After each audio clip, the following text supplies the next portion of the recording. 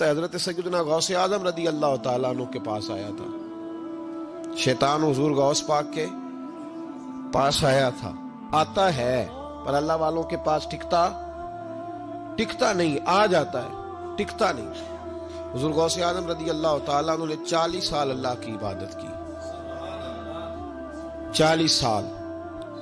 یہاں بھی لوگ بڑے پریشان ہو جاتے ہیں, کیسے جی کیسے کر لی؟ تو میں نے کہا قرآن پڑھو. والذین یبیتون لربہم سجدا وقیاما. وہ راتیں گزار دیتے ہیں اپنے رب کے لیے سجدہ کرتے اور قیام کرتے. تو یہ قرآن کی نص نے جب بیان کر دیا, تجھے کیسے شک ہو گیا؟ قرآن کی نص بیان کر رہی ہے کہ اللہ کے کچھ بندے راتیں سجدے اور قیام میں گزار دیتے. حضور غوث اعظم نے 40 سال عشاء کے وضو سے فجر کی نماز ادا فرمائی. تو ایک دن آسمان پہ نا ایک چھوٹا سا بادل کا ٹکڑا آیا.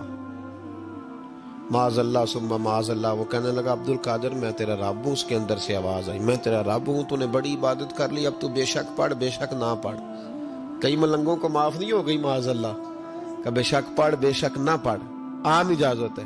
تو حضور غوث اعظم رضی اللہ تعالیٰ عنہ فرمانے لگے اعوذ باللہ من الشیطان الرجیم. جب آپ نے یہ پڑھا تو وہ سامنے آ کے کھڑا ہو گیا.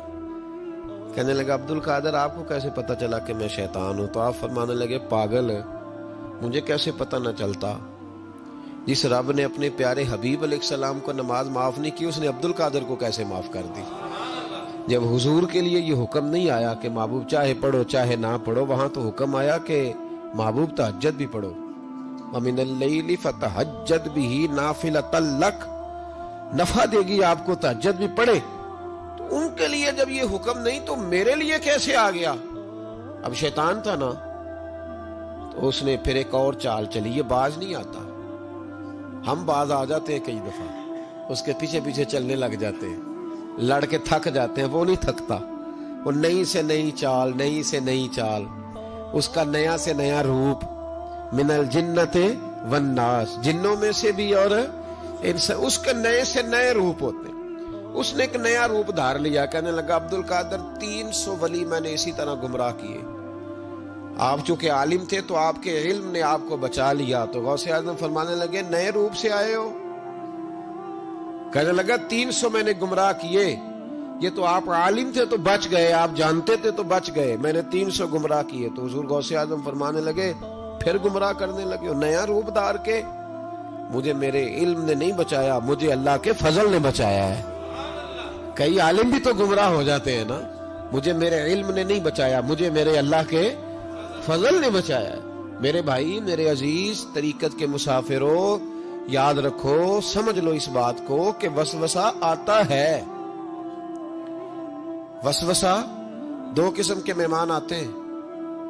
2 قسم کے مہمان. ایک مہمان وہ آتا ہے جو آتا ہے تو بندہ توجہ نہیں کرتا, وہ خود کہتا ہے اس نے نہیں میری طرف توجہ کی, وہ مہمان چلا جاتا ہے.